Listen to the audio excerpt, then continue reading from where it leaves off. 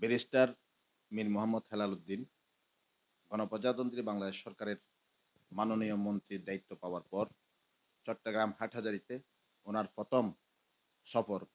এই হাটহাজারী ওনার নির্বাচনী এলাকা। গণ অধিকার পরিষদ হাটহাজারী উপজেলার পক্ষ থেকে ওনাকে আন্তরিক মোবারকবাদ, অভিনন্দন এবং শুভেচ্ছা জ্ঞাপন করছি। এবং আজকে উনি হাটহাজারীর বিভিন্ন কর্মকাণ্ডে উনি যুক্ত হয়েছেন। বিশেষ করে ২১শে ফেব্রুয়ারি উপলক্ষে উনি হাটহাজারীর কেন্দ্রীয় শহীদ মিনারে পুষ্পমাল্য প্রদান করেন উপজেলা প্রশাসনের সাথে এবং উনার দলীয় বিভিন্ন অঙ্গ সংগঠনের সাথে উনি শহীদদের স্মরণে পুষ্পমাল্য অর্পণ করেন।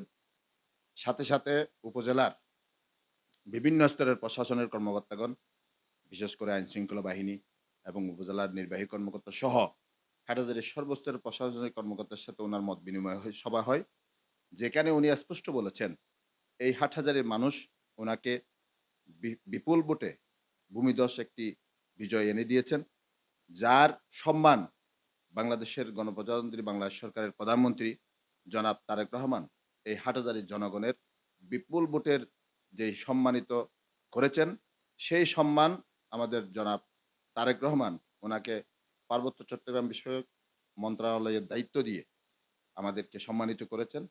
আশা করছি ওনার বক্তব্য স্পষ্ট। উনি কালকে মত বিনিময় সভায় এটাই বলেছেন যে হাটহাজারীতে কোনো ধরনের চাঁদাবাজি, দখলবাজি একদম জিরো টলারেন্স। আমরা সেই কথাগুলো সাধুবাদ জানাই এবং আশা করছি হাটহাজারীর উন্নয়ন অবকাঠামো যেগুলো রয়েছে, বিশেষ করে স্বাস্থ্য এবং শিক্ষা আর ট্রাফিক যেই ব্যবস্থাপনা, হাটহাজারী বাজার মাদ্রাসার ওখান থেকে একদম অক্সিজেন পর্যন্ত কয়েকটি স্পটে চৌধুরীহাট বাস স্টেশন সমস্ত যানজট নিয়ে উনি গতকালকেই হাটহাজারীর কর্মকর্তাদের সাথে কথা বলেছেন। সেই যানজট নিরসনে উনি একটি উদ্যোগ গ্রহণ করেছেন। আশা করছি হাটহাজারীর মানুষ কিছুদিনের মধ্যেই সেই সুফল পেতে শুরু করবে এবং সাথে সাথে হাটহাজারীর আপামর জনগণ যেই আইনশৃঙ্খলা উন্নতির লক্ষ্যে যে আকাঙ্ক্ষা তাদের, আশা করছি সেই আকাঙ্ক্ষাও বাস্তবায়িত হবে।